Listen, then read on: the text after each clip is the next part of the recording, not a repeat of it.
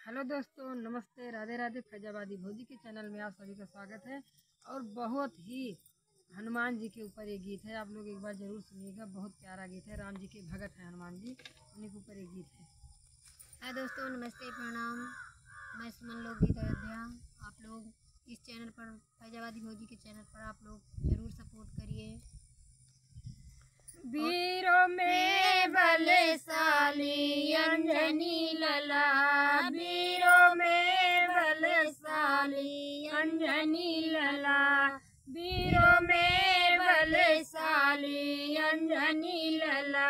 सात समुंदर पार तू कैला, सात समुंदर पार तू कैला।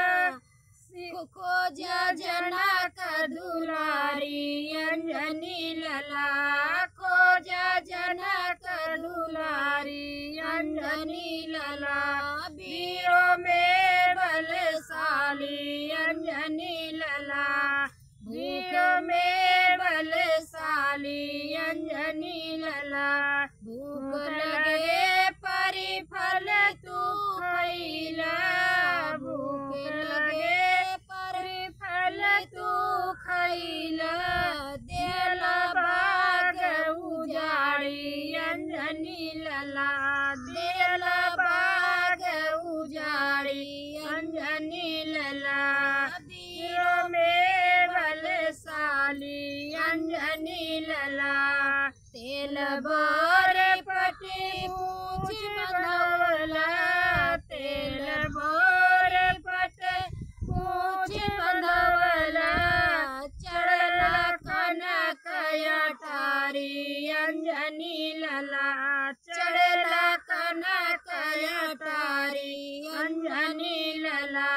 वीरों में बलशाली अंजनी लला, वीरों में बलशाली अंजनी लला। सोने के लंका राखी तू कैला, सोने के लंका राखी तू कैला। फूका सिंध मझारी अंजनी लला, फूका सिंध मझारी अंजनी लला। वीरों में बलशाली अंजनी लला। जय जय राम करत तू अइला, जय जय राम करत तू अइला।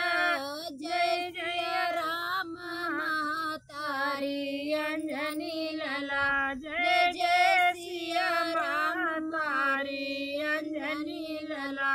जय जय सिया महतारी अंजनी